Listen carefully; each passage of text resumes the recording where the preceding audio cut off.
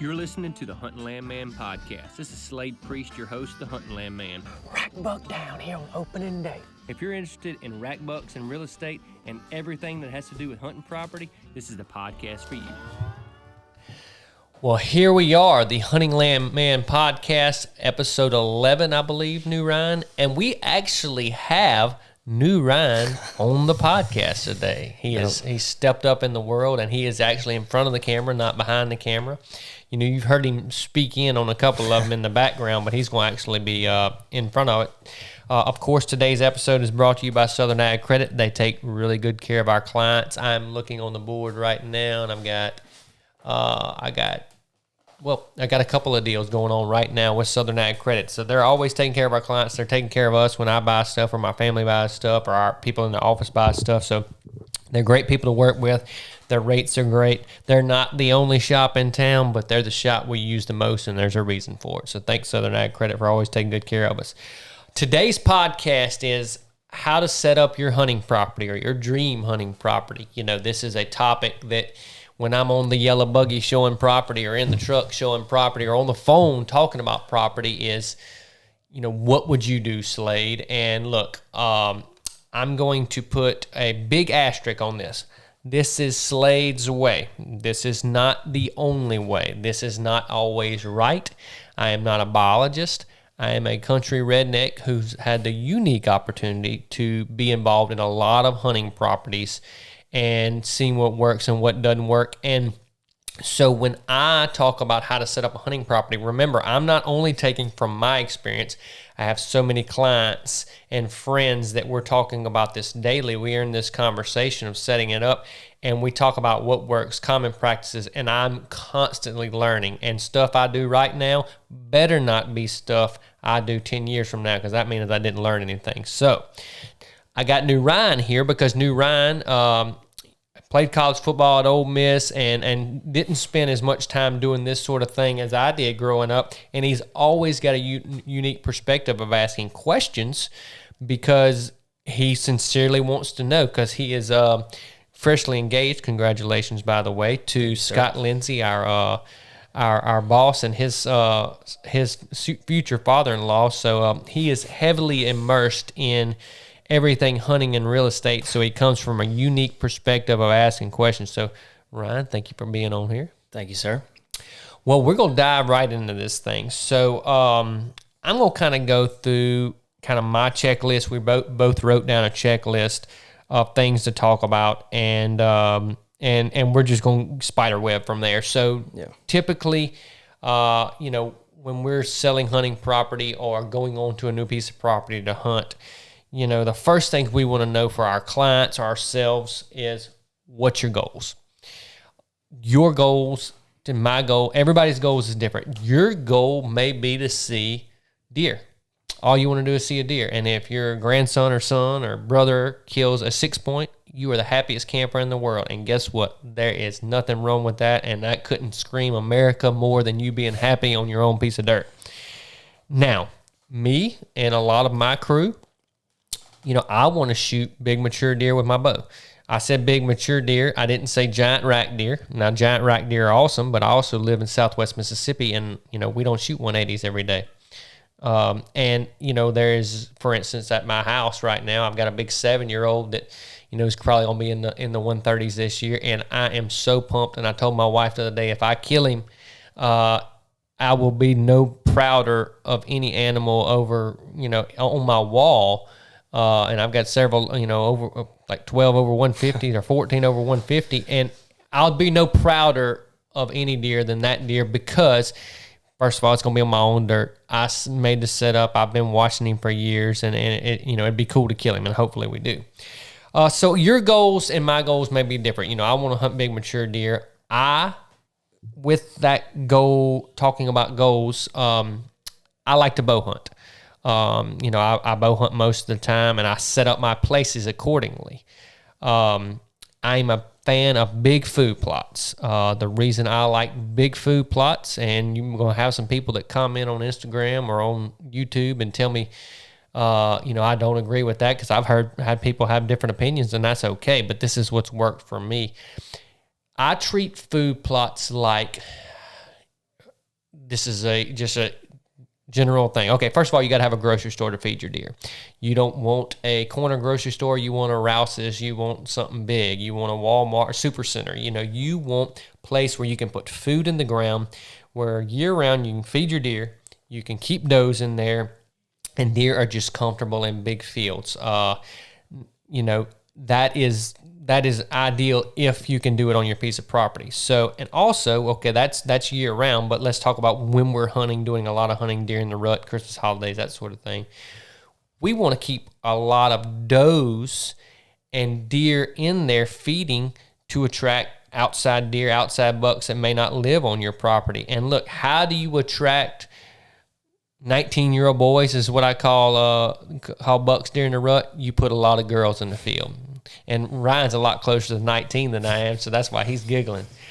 Speaking of anything I just said, you have any questions about? I know you've heard me speak this stuff all the time. You have any questions about any of that? I mean, yeah.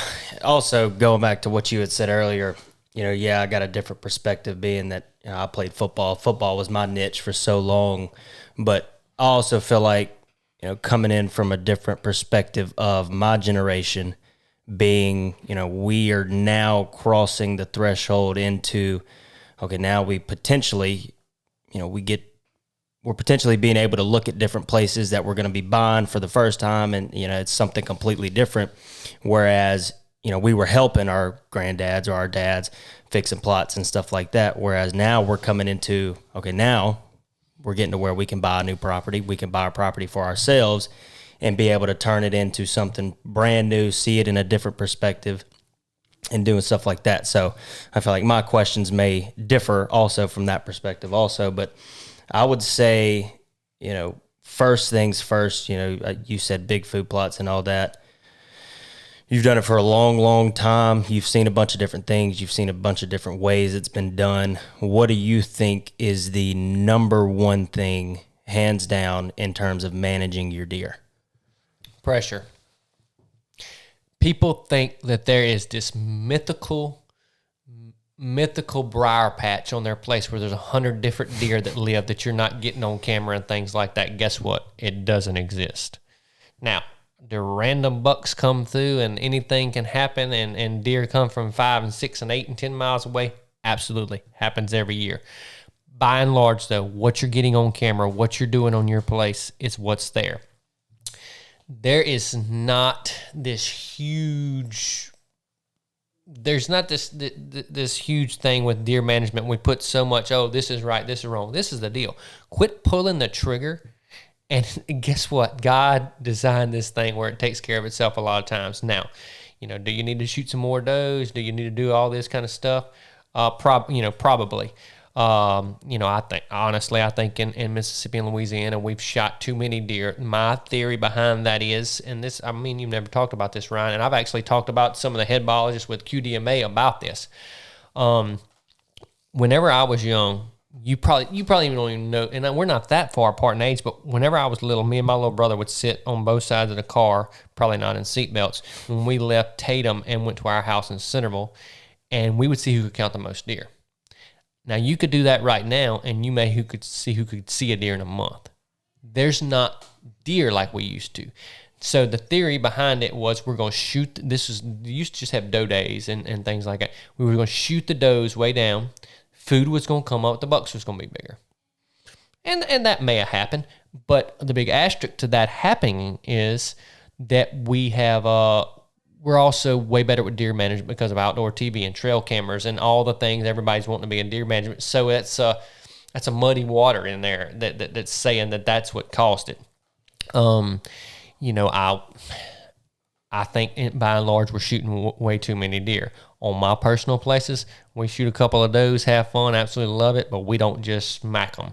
And this is low fence places I'm talking about. It's a totally different ball game when you got a high fence or something like that. But uniquely, you said, y'all are coming in and the younger generation, not me and my friends or some of them, we have just started buying our hunting property. Your generation, I say a generation away from me, you're looking into the dream right now.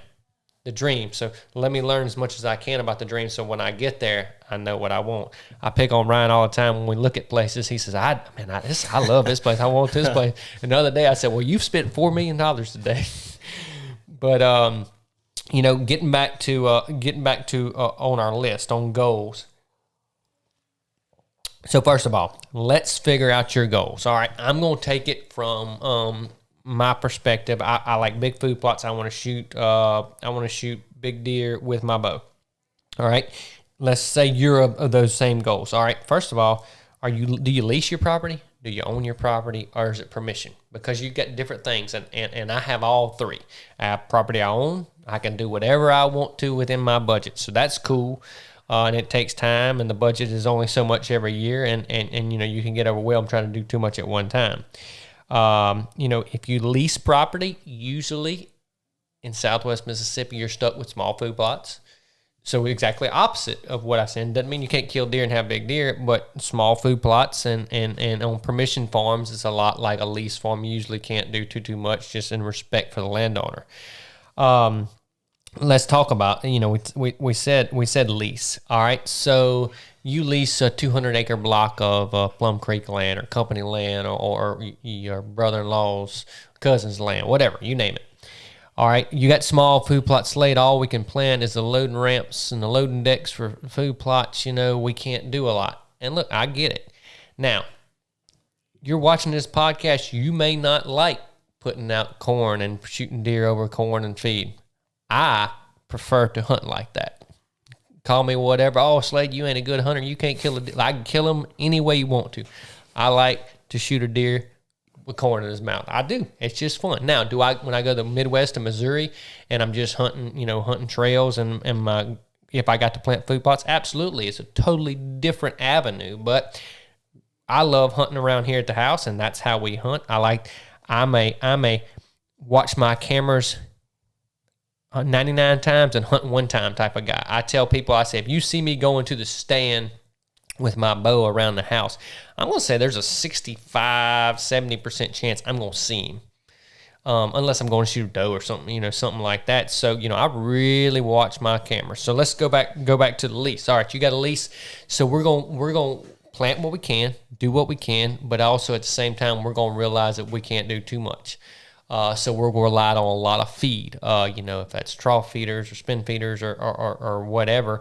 We're going to rely on our cameras, get somewhere where we can access good, and we can get in there to put feed out and try not to blow out the woods every time we go in there. Every place is going to be different, but I think if you're on a leased piece of property that you can't do big food plots and stuff like that, it's hard to get big bucks and a lot of deer in a 1/8 of an acre logging ramp. And a lot of people out there are dealing with this, and it's hard. But we sell land every day, so work a little harder, and we'll get you on some land, and you can do what you want. All right, permission farms, a lot the same way. I have some permission farms that I hunt, one that I hunt a lot, and I can do a little more than a lease place, but I'm very respectful of that relationship, and as anybody should be, and I can't. I rely on feed a lot. We do some plots and stuff like that, but it's very limited. All right, let's go back to you own a piece of property. You bought a piece of property from me or somebody at the office or you name it, and you're trying to set it up unbelievable. Well, when you're looking at your property, you need to say, okay, what are my goals for my property? Does this property fit what I want to do? Okay, I've established all that. Now I bought the property. Slade, what are we doing next? I'm looking at it right now. I'm a huge fan of OnX. They're a sponsor of the show. You can do 95% of your work if you know what you're doing, and you got, that's a learned thing if you know what you're doing. So what we do, I get on a piece of property. I pull up the hybrid mode so I can see the timber, plus I can see the contours of the lay of the land. I figure out, all right, how are we going to lay this place out? How many plots do we need? And that goes back to goals too. Are you going to have 2 people hunting, 4 people hunting, or do you need 15 people hunting? Because yes, Slade likes really, really big plots and less of them. But if you've got a bigger hunting party, we may have to adjust that a little bit to fix your hunting property. And nothing wrong with either one. You may buy 200 acres and say, I need to hunt 6 people on it. well, we may need to have more than 4 food plots, if you get a normal hunting party of 6, just because that's how your hunting property, your family, or whatever is. So we're going to get on OnX. We're going to figure out, we're going to lay it all out. I do it on my laptop or on my iPad. I download that offline on my phone. So when I get there, I don't have to worry about service or anything like that. Now, if you're logged into your OnX on any of your accounts, it'll come to all of your accounts.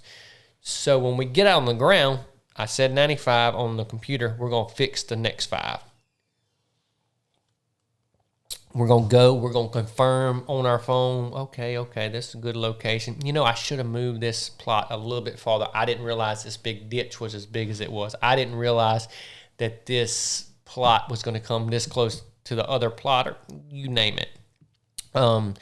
We're actually working on this for a client about 4 miles south of my house right now. We're closing end of next week, and we're going to be doing this exact thing for him. So it's a pretty unique. And speaking of that, one of our listeners, he actually suggested that we do this topic. So it's a cool topic to do. All right, so we're going to go in. We're going to figure out where we're going to put all these plots and things like that. Somebody's probably asking out there, Slay, what's a big food plot? I'm going to say a big food plot's anywhere. It's got to be bigger than 2 acres. I like a 3 to 5 acre food plot. Like at my house, I've got a 3 acre, a little over 2 acre, and then I've got a 11 acre plot field, dove field in my front yard. And that's really the grocery store to attract everything from everywhere, and it's working. I was looking at pictures a while ago that came through on my coverts, and it was I had $7 standing at the feeder last night, so it's definitely working. Bringing in a lot of deer that know there's food there, and I tell you what, since I started with feed, and of course did food plots, and since I started doing that, man, there's just the numbers of deer that keep coming back. I heard Lee Lakowski do a podcast one time, and this is really for the Midwest, but it applies down here too. If those deer, when they're young, come and know there's always feed, there are always does, there are always other deer congregating on your place, they're going to continue to visit. And if you've ever put out a bunch of feeders or anything like that, you know that first year's good and the second year, and it's like they just get used to, okay, this is food. It's kind of like an acorn tree. They know it's going to drop good every year. They know that here's where they come for food, congregation does, you name it. Ryan, any questions about anything I've said? I would say, and I'm going a little bit, you kind of took off one of the questions I'd actually written down, which is good. I mean, I had wrote down almost verbatim, you buy a new property, completely raw, brand spanking new property, what's the process? And that's just, going bullet point by bullet point, you pretty much just answered the question. So... Well,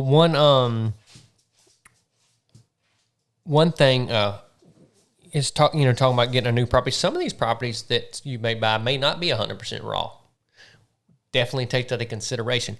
Get as much information as you can out of people that have hunted in the past, because listen, things that you think you know about deer, they will prove you wrong in a heartbeat. So any knowledge that you can figure out, that's going to help you with this process of laying it out. If a place already has some food plots, it's going to be more economically feasible, to add to those if possible, or incorporate those into your setup. Maybe you have some small food plots in a place. You're gonna make big ones. Maybe we just do chufa patches for turkeys or on those small food plots, or maybe we just do feeder locations or just native grass locations, or there's a lot of things you can do, and that's one cool thing about land ownership, man. You can always be playing with it, seeing what works and what doesn't work, and spend a lot of money and time and have a lot of fun. But all right, we're gonna keep going down this list. All right, budget wise, we talked about budget. You can spend as much money as you want. But I get the question on the buggy all the time, Slade, what's it cost to make a food plot? It's kind of like the question, what's it cost to build a house? You can build a $10 million one, and you can build a $10,000 one. It's all going to depend on the timber, If you've got a place with timber on it, of course, if you're not getting that timber cut, sometimes it's hard to get small timber lots cut, and it's just easier just to go and push them down. It costs a lot of money to dig up those stumps. Something that's been super beneficial for me is if I've got some junk timber that ain't no good, or an area that's grown up in briars, or maybe a clear cut, I can take that and turn it into a food plot way cheaper, because usually we can do some mulching or less dozer work, or maybe those stumps are more rotten, so they're easier to get up with dozers and excavators. But that always included budget. And what I tell people is, if most people, money is a thing. Some people just spend what they want. If take it inch by inch, and that way you can see what works. Okay, we did this year. We really like this. Let's do more of that sort of thing. Getting back to the budget and just taking it slow, figuring out what works. Let's talk about, we're talking about how much it costs to do these things. Let's talk about food plot design. This is so underlooked. Do not go out there and just make a big square, a big round food plot. I mean, yeah, I guess sometimes, on my place, my big field's big rectangular field. But, like for me, for bow hunting, man, if you can hourglass that thing, or put a little neck that deer are going to come out in by a thicket, or if you can just do any kind of contour to make it where those deer got to come by you. And even rifle hunting. Something even more important than that with design is, I can't believe I didn't get to this already, is ingress and egress. We talked about pressure. Number one thing, ingress and egress. Okay, typical guy, if he gets to take off on Friday, or if he's just going to hunt the weekend, all right, he's watching his cell cameras. He either checks them when he gets there, or hopefully he's running some coverts or cell cams. He knows, good Lord, man, this deer, every 2 or 3 days, he's in there in daylight. What's going to affect him? Weather, rut, food. But we can usually, we know when the rut is. We can put the food there. The weather, we're watching the weather patterns and hunting on good days. That's normal stuff. What affects more deer than anybody is what you are doing. Let's eliminate that.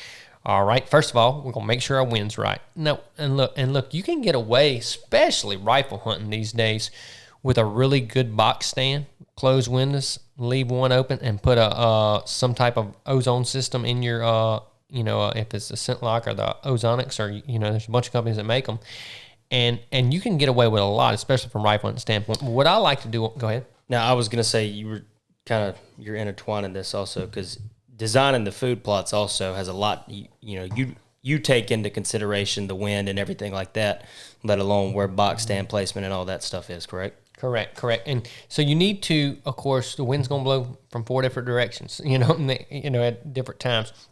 You need to take into consideration, you need some south wind stands, you need some east wind stands, or whatever. Now, properties, like I had a property in Missouri that, man, was just really hard to hunt on north wind, and sometimes you just deal with that, and you do what you can where you can. You can't affect everything, but the ingress and egress, what I was talking about. So you watching your cell cams, you know that this deer comes out every 4 or 5 days in this field, whenever you're not there. Okay, so let's create a scenario where you don't affect that. All right, we're gonna hunt the wind right.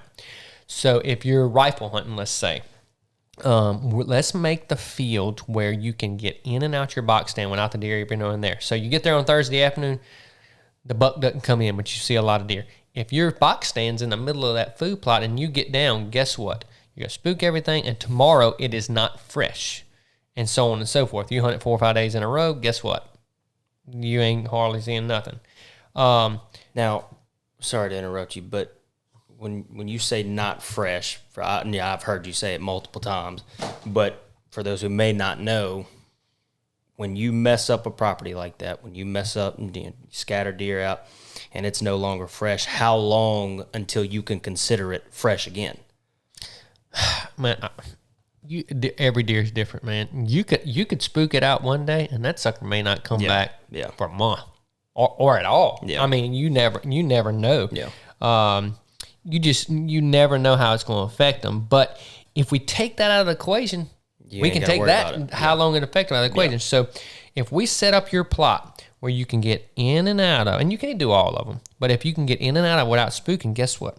You go here, you see them, you crawl down, guess what? Fresh tomorrow. And then it just becomes a mathematical equation. Yeah. We know he comes in the field undisturbed every 4 or 5 days, and guess what? You go 4 or 5 days, boom, you kill him.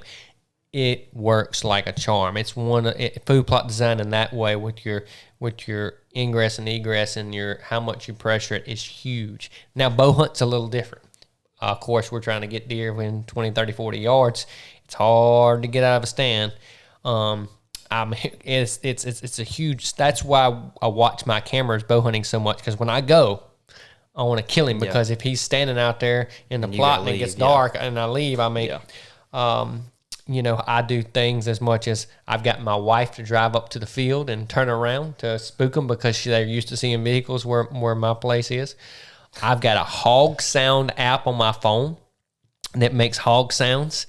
I've actually thought about getting my Fox Pro and putting out there where I can make other animal noises at a different spot to spook them off. I mean, something I'm doing this year, right in front of a couple of my bow stands at my house, I'm doing the new Backwoods Attraction Shield. It's Egyptian wheat and some other things, grows 7-10 feet tall.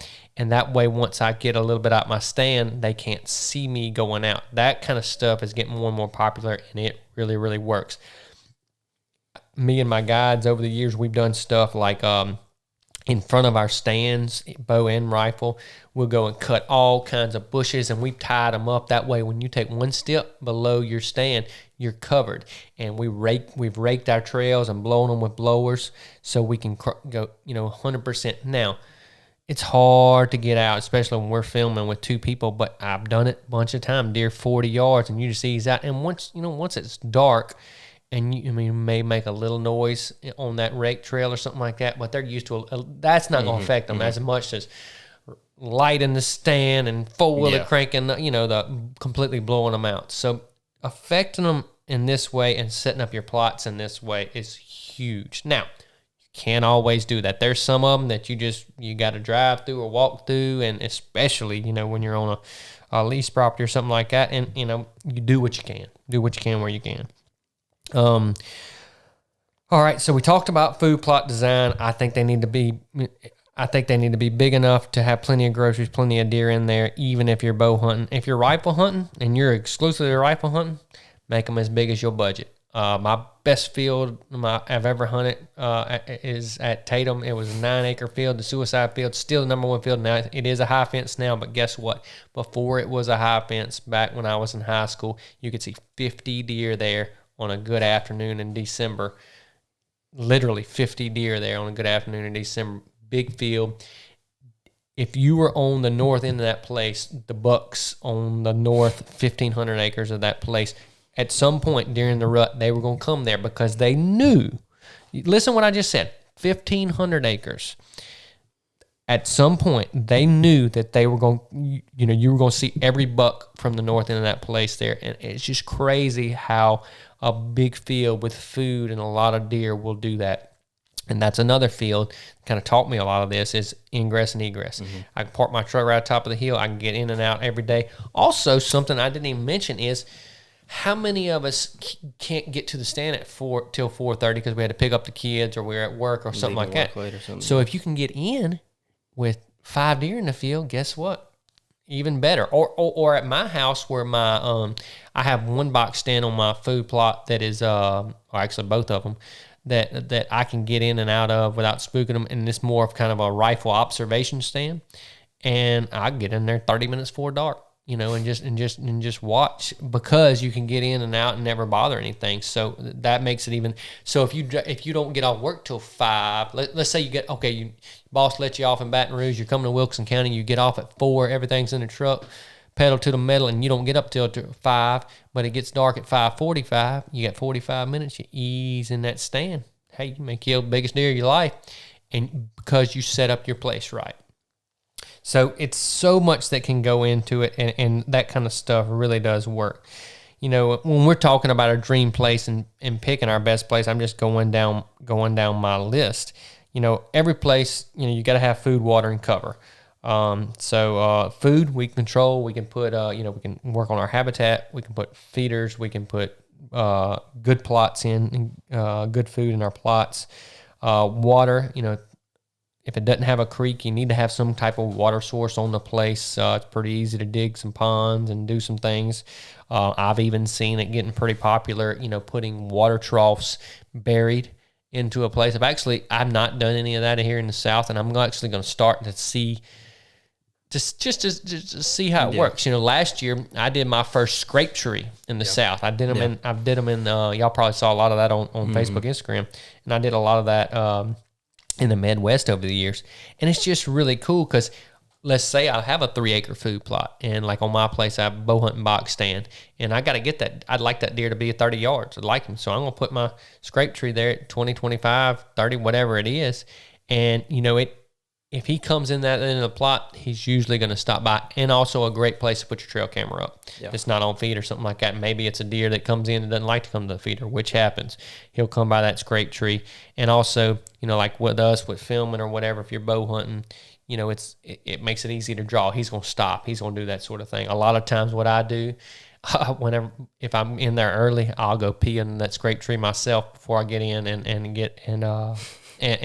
make them stop by there, and it works. I'm telling you, son. I got the pictures to prove it, especially in the Midwest, and it's working here good in the South. So a lot of cool things you can do. But I would like to put in one of those water tanks in one of my food plots that didn't have any water by it to see how much the pitcher activity, how much actually came by there. Of course, you got to put water in them if it's not raining much. And of course, cover. Ryan has heard me say it a million times. Deer don't live in pretty. Deer live in ugly. And what is ugly? It's either overgrown understory or big thickets or cutovers or whatever. Deer are blown down trees. Deer live in ugly. You need some ugly on your place. I'm going to repeat that again. You need to put some ugly on your place. Deer like ugly. But hey, if your neighbor, I'm looking at a map of my place right here on Onyx. My neighbor on one side of my place has got a 100-acre cutover. There's my ugly. I don't need ugly by that plot because it's literally 150 yards outside back of my plot, so that works. And there's so much we can't control when it comes to deer. I'm a huge scent guy. And one of the reasons is because, look, I can't control when the deer move. I can't control the weather. I can't control the rut. I can control my preparation. I can make sure my bow or gun shooting good. Mm-hmm. I can make sure that my scent is taken care of. Just one thing, you can believe in it or not, but if you take a good bow hunter in the South, guess what? He takes care of his scent control. So we can eliminate that. Okay, we did good with our scent control. And to me, scent control is either all or none. If you I sprayed down, I got my clothes on, I put it in the ozone system, and then you walk in when we're cooking bacon, you might as well not done any of that. Like you gotta be a scent Nazi about it. New Ryan hadn't even experienced that yet. He's going to experience that this fall. But going along with the things you can control, we can control how we set up our places to make them more enjoyable. They'll be more valuable. They'll be, and just you can have better success on them. Speaking of more valuable, I'm getting ready to hopefully put a place on the market in Amite County that I designed from every inch of it. And it's the weirdest thing. Whenever I get ready to sell it, usually somebody will say, well, what would you do for different, Slade? Well, I did it. like there's not going to be a lot said, because it definitely works. So that's cool. But now going back to what you were saying on, you went through the list of all of the things that you can control. I've heard you say it multiple times. That would, when you do all of those little things right, it ends up working. That makes it 10 times better. Oh yeah. See, the preparation for deer, pulling the trigger and all that's of course fun, but that's like, you talk to anybody who's won any state championship or Super Bowl or game, whatever, you name it, like that was fun. But looking back after you got done, the preparation, the sweat. I watched Centerville Academy football. I rode by there yesterday, and they were out there sweating. You look back at all that sweat when you smoke somebody, in the playoffs, and you're like, I'm glad I did that. And it's the same way, like I've got Milo and Brown Top planted at my place right now. Was gonna do some cow peas, but the darn army worms are so bad I may not. But you do all that and you buy the right place and you do all this, that's life, man. That's doing. Or you do all this stuff and you bring, like, I can't wait one day when Lori kills a big deer on our place. That'll probably be, or Asa or Bentley, or whenever they kill a big deer on our place. I think it'll be that much fun. I mean, I remember I've said this on podcasts before, when every time I'm sitting in my house and look out my front door and I see deer standing in the field or up at the feeder or crossing the road, I'm like, I've made it. This is what I want, and just with that, it make you look back at, how, working extra after 5 on real estate, or working on a Saturday, or getting up early and working to be able to afford a place like that. It makes it all worth it, because that's what you wanted. But there's so many things going back that we can't control. We can't, if we quit pulling the trigger, we can help control the age. So we can do a little bit of that, but we can't control what the neighbors shoot. Genetics, they going to be what they going to be where we are. We ain't God, and we ain't going to affect the genetics. Now, I think you can shoot some of the right deer and help, but you're not going to significantly affect them in a fair chase environment. And nutrition, we can't affect that. We can put a lot of food out there. We can develop our habitat to where, to make our places better. I'm a little different. I'm not a real naturalist when it comes to habitat, and with certain things. For instance, I see people take nice food plots and then they plant all these fruit trees in them, and sometimes they work and sometimes they don't. All the fruit that those things ever produce in a year, I could put 5 more bags of corn or protein in a feeder and accomplish that, and not have to bush hog around them, not have to take care of them, not have the deer hook them down, and not have to, all those things that come to it. My theory on some things. Now, I love planting oaks and things like that. Like, I got about a bunch of sawtooths on my place. I love stuff like that. That's more natural to me than these random fruit trees. Now, if you do like an orchard of I'm drawing a blank of persimmons or something like that, that may be a little different. But just 1 random or 2 random fruit trees in a plot, I think you just wasting space to put other food down.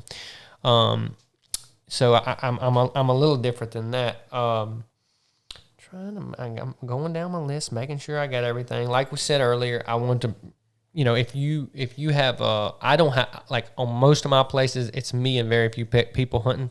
So I set it up to maximum kill. Your place, you may need to set up to set maximum butts in the stand, and with all these other things in consideration, but that in consideration too. So, those are, I have people that, hey, look, I got 4 kids and every one of them got to have their own plot. Okay, we'll set it up that way, and we'll keep all these other things in mind. One thing with the big plots, like let's say you're extremely unfortunate and you have 1,000 acres. Okay, how many food plots do I need on 1,000 acres, Slade? 8 or 10. If you put big food plots with a lot of food in there and you have less pieces on the chessboard, the deer are easier to kill. They're going to visit a couple of the fields. That's just how it is. They're going to visit a couple of the fields. So if you have, let's say your 1,000 acres had 20 food plots, and you said, all right, Slade, do what you want to do, and we put 10 there. Guess what? Twice as good a chance when he does decide to step out in daylight, you'll be in one of those plots as opposed to 20. So, we can create those things. If you watch the people that kill a lot of big deer, like Lee Lukowski, Mark Drury, those sort of things, this is what they're doing. It's different in the South. I'm trying to think of a good example in the South, but I can take you to people's places that you don't know, that aren't TV celebrities, and take you to their places where they kill a bunch of deer. And guess what? They're killing them like this on these big fields. They're doing these things right. Now, there may be some people out there listening to this that are like naturalists, and I don't want, that's just, I want to hunt acorn flats, and I want to do that. Great. That's great. I have a huge work ethic with work, so when I go, I want to see a lot of deer. I want to, predict when I can go kill one, and this is how I do it. Now, if I just had all the time in the world and didn't do this, I'd probably want to get my bow and just go kill one natural on public land just to see if I could. I think I could, but I don't have that kind of time. Yeah. So this is the way I do it. And a lot of our clients are the same way. If they're fortunate enough to be able to afford a big piece of land, they usually have a business or a job where they can't, they need to maximize their time. Yeah. And so those things are important. You get, what else you got on your list we need to go down through? Well, my last thing was, kind of tying it into a real estate standpoint when you're looking for that property. What in your mind, because, you've been around deer hunting for so long, you've been around real estate for so long. He acts like I'm so old. Well, okay, well, what? You've been around deer hunting Yeah. for at least 30 years, 35 years. And then real estate for about, what, 13, 15? 15. Yeah. So, tying those in together, what is the number one thing, buying or selling, that you see that stands out the most from a deer hunting aspect when you're looking at a property? There's something that older agents and nobody gets yet because it's so new. Me and Ryan and other people talk about this all the time. I've been doing real estate 15 years, but really the way real estate is bought and marketing is done now has extremely much changed in the past 10, but definitely in the last 5, 3, 4, it's really changed. And what I mean by that is, if I post a piece of property online or on social media or all of the above, and I got a bunch of deer pictures, good deer pictures, the comments, the shares, the activity, proven history is huge. It's like people don't have to wonder, what can I do on that place? Here, look what's been done. And I'm going to tell you, the difference between trail camera pictures that came from 2017 and 2018 and ones that came from 2021, or like right now, Ryan and I, now that the deer are getting pretty close to, getting some pretty good horns on them here in the South, we'll start looking into trail camera pictures for 2021. If a client can look in August and say, good Lord, that sucker's on there right now, I could buy that, close on it in September, and be hunting him October 1st, that means something. And I know it means something to me. When I go buy a piece of property and somebody shows me a big old trail camera picture, did he make it? Yeah, he's still alive. He was alive in February.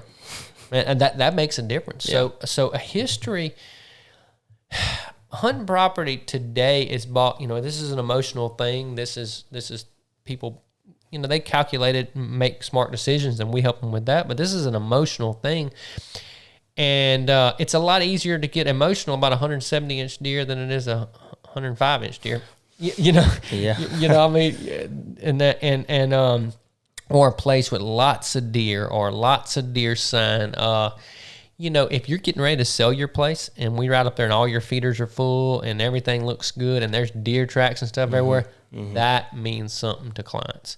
Now, Ryan and I are fortunate we go on enough properties, you can kind of look through the weeds a little bit and see the potential, because I've had clients that, man, there just ain't no deer tracks out here. I'm like, trust me, this is big deer, a lot of deer area. I don't need to see the deer tracks to know what's here. Yeah. And the difference between a lot of deer tracks on road and a little bit of deer tracks is maybe there's a feeder down there, or maybe the neighbor's got a feeder. I mean, you got to look at an area in general. Like I told somebody the other day, I said, listen, I can't sell you a tract of land west of 61 in Woodville or in Wilson County in general that doesn't have a bunch of deer. Yeah. I can't sell it to you because it really doesn't exist. Now, do you have some that are way better than others? Absolutely. And that's a lot of times controlled by your neighbors. But in general, I can't sell you a piece of land in Wilson County that doesn't have a lot of deer. In Amite County, too, some more than others. And when I tell clients, are shocked when I tell them things sometimes, and I say, if you do these things, this is how many deer you can see in your plots. This is how many, and I say that in confidence, is I've done it. Yeah. When I bought my personal place that I live on, and I bought a bunch of places, but just for instance, this place, I told my dad, I said, there's just not a lot of deer here. I couldn't be more than wrong right now. Like I had 15 in bow range in January, like within 40. I got, there'll be 7, 8, and 10 deer standing at a feeder in front of the house. And it's the same way across the road. Another track I got is the same way down the road. So when I tell clients, this is what you can do, but it's a big asterisk, if you do these things. If you the complaint I get, Slade, well, I call my clients, you enjoying your place? Yeah. We're not seeing a whole lot of deer, and Slade, I don't really know why. And I say, all right, tell me about your typical weekend. Well, we get there on Friday. The kids like to go check the trail cameras, ride the four-wheelers, rip and roll for a little while, and then we usually start hunting on Saturday. Well, there you go. There's nothing wrong with that, but you can't rip and roll and ride four-wheelers all over your place and go check everything and then expect to have good deer hunting the next day. I remember first time I was out at Tatum, we were kind of riding around. You were explaining some different things. And I can remember you saying, it's almost as if with deer, they're almost like dogs. You can train them just the same. Mm-hmm. And when you do things consistently the right way, not pulling the trigger nonstop, you said it's just like training a dog. And I remember you saying that, and I haven't forgotten about that one. And a little bit more about what Ryan's saying is, for instance, you take activity around a camp. Let's say you go to your camp a lot. You're there all the time. Deer get used to it. You can play music. You can rip and roll or whatever. Deer get used to shooting guns. We got a gun, the skeet club down by Scott's house. Those deer walk out in the field when they're shooting, like literally when they're shooting skeet. The pebbles may hit them. I mean, the pellets may hit them. Excuse me. They can get used to anything. So you have to look at the environment they live in. Let's say you have a really remote place and they never see you, hear you, whatever. You go to ripping and rolling out there, you can't train them. I mean, if you started last year, you may could train them. I remember low fence, high fence, whatever. I remember the first time I ever saw a spin feeder on the back of a buggy in Texas or truck in Texas, and the deer ran in the road behind you after you got done. I said, that'd never work in Mississippi. Yeah, it will. Yeah. Like, I have deer on places that I hunt that when they see my yellow buggy coming, because I've been feeding out there for years on a buggy, I can see them in the woods like the feeder's empty. Hurry up. I mean, I've seen that. I didn't do that. You can call it you like it, or you shooting pets all you want. I'm just telling you facts. But everywhere's different. There's a place that we just contracted today that I can't say yet, but it's a nice place. But those deer, you remember when we were on the creek that day and they crossed the creek right behind us? Yeah. I've gone down that same area, and those deer will watch you ride around in a buggy, and it's because the neighbor feeds out of his buggy a couple of days a week, his caretaker does. And so they get used to a little bit of everything. Like my house, when I first started going out there, them deer would freak out. Now Asa and I can shoot basketball. We can me and Asa ride the four-wheeler. We'll go make a lap around the place, come back 30 minutes later, deer standing in the front field. Yeah. They get used to dogs barking. They get used to a lot of stuff. So to Ryan's point, you can train them a little bit, a little bit to everything. I mean, in the Midwest, I've seen, I got buddies of mine that actually we go, we'll plant corn up there and then we'll go mow it. Perfectly legal. We'll go mow that corn with a bush hog or whatever. Those deer get used to the equipment. They get used to the smell and the sound of that. Yeah. I got buddies of mine that they make their hunting partners drive the tractor. They will ride on the bush hog and step out on the stand because they know it works that good.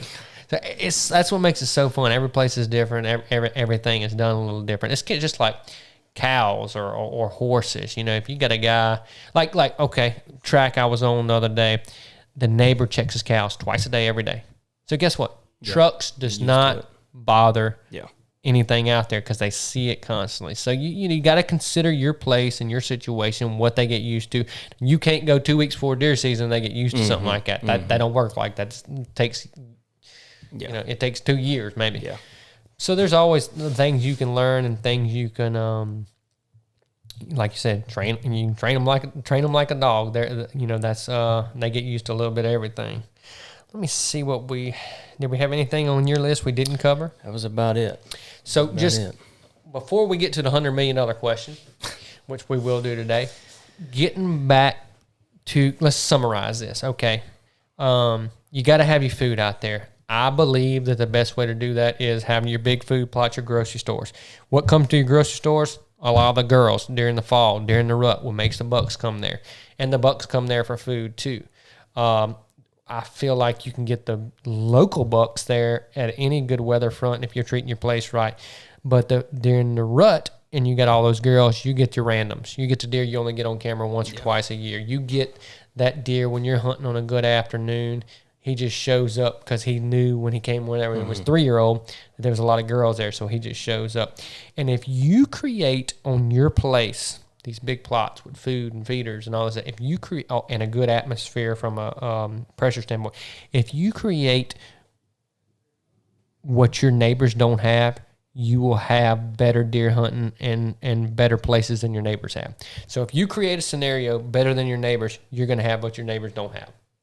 Yeah, that's easy. So if you only got 80 acres to hunt, well, if you've got the best 80 acres in that 1,000-acre block, you'll be able to hold more deer. You'll be able to see more deer. Now, are you trading deer with your neighbors? Absolutely, but they're coming by you. So if you do what you can with what you have, so it doesn't matter if you got 40 or 1,000 acres, you can always make it better. You can always do the right things. I mean, seriously, if you can buy a 10-acre block of land and put you a 5-acre food plot on it and have an unbelievable spot to hunt. Because guess what? The deer don't know where the property lines are. They don't care. And so that could be a negative to the guy who owns 1,000 acres, but you can sure do it. That's the reason high fences go up sometimes.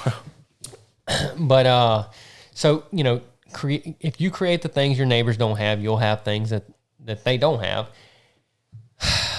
Pressure's huge, ingress and egress, man. If you can set up a plot where you can get in and out without ever spooking your deer, if that means planting something, if that means pushing up a dozer pile in front of your stand, if that means setting your box stand back in the timber a little bit and having a trail that comes to the back, all these things make such a big difference.